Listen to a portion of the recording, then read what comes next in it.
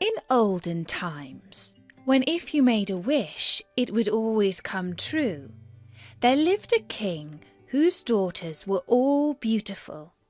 But the youngest was so beautiful that the sun itself, which has seen so much, was astonished whenever it shone in her face.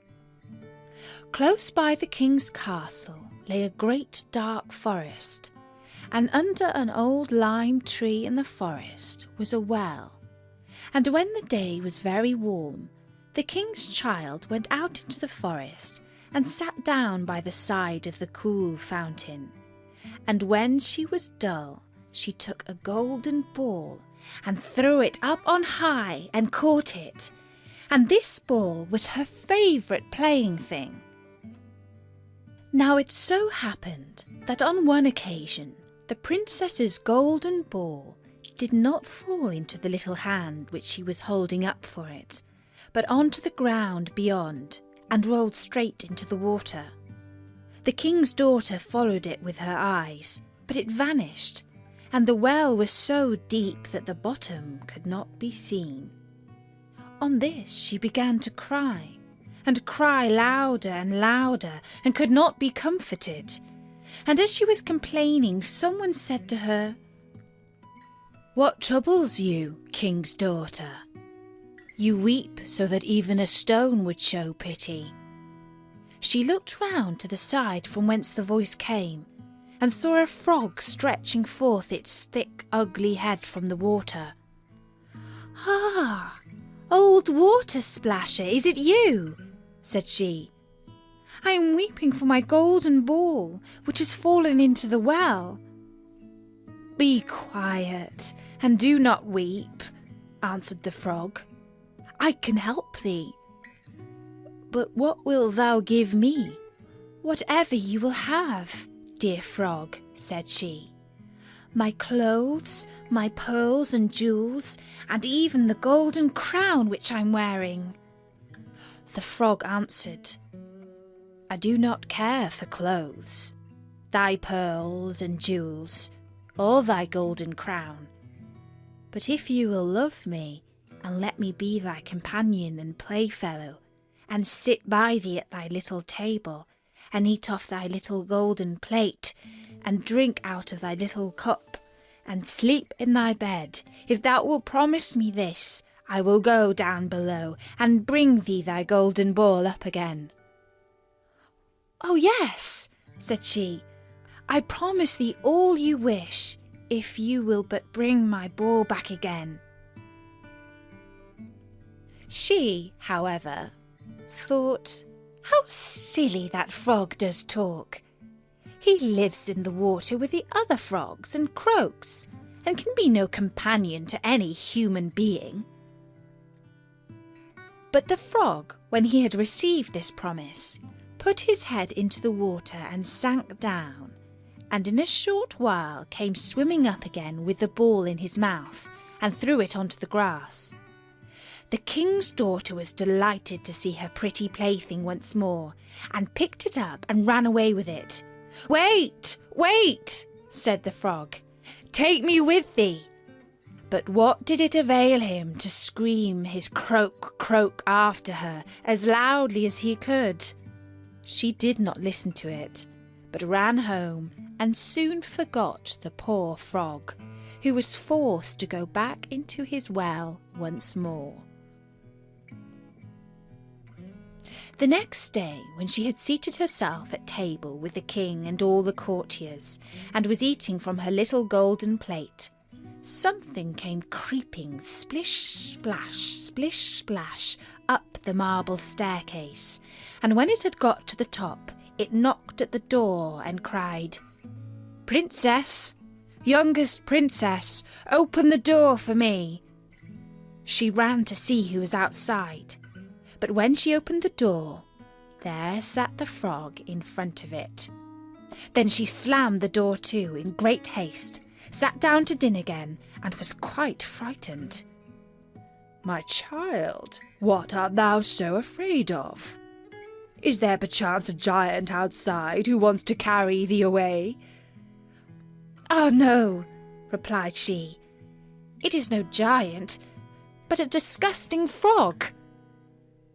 "What does a frog want with you?" "Ah, dear father, yesterday, as I was in the forest sitting by the well playing, my golden ball fell into the water, and because I cried so, the frog brought it out again for me, and because he so insisted, I promised him he should be my companion, but I never thought he would be able to come out of his water. And now he is outside there, and wants to come into me." In the meantime, it knocked a second time and cried, "Princess, youngest princess, open the door for me. Dost thou not know what thou said to me yesterday by the cool waters of the fountain? Princess, youngest princess, open the door for me." Then said the king, "That which you have promised you must do. Go and let him in." She went and opened the door, and the frog hopped in and followed her, step by step, to her chair. There he sat and cried, "Lift me up beside you." She delayed, until at last the king commanded her to do it. When the frog was once on the chair, he wanted to be on the table, and when he was on the table, he said, "Now push your little golden plate nearer to me, that we may eat together." She did this, but it was easy to see that she did not do it willingly. The frog enjoyed what he ate, but almost every mouthful she took choked her. At length he said, "I have eaten and am satisfied. Now I am tired. Carry me into thy little room and make thy little silken bed ready, and we will both lie down and go to sleep." The king's daughter began to cry, for she was afraid of the cold frog, which she did not like to touch, and which was now to sleep in her pretty, clean little bed. But the king grew angry and said, "He who helped thee when thou wert in trouble ought not afterwards to be despised by thee." So she took hold of the frog with 2 fingers, carried him upstairs, and put him in the corner. But when she was in bed, he crept up to her and said, "I am tired, and want to sleep as well as thou. Lift me up, or I will tell thy father." Then she was terribly angry, and took him and threw him with all her might against the wall. "Now you will be quiet, you horrible little frog," said she. But when he fell down, he was no frog, but a king's son with beautiful kind eyes. He, by her father's will, was now her dear companion and husband. Then he told her how he had been bewitched by a wicked witch, and how no one could have delivered him from the well but herself, and that tomorrow they would go together to his kingdom.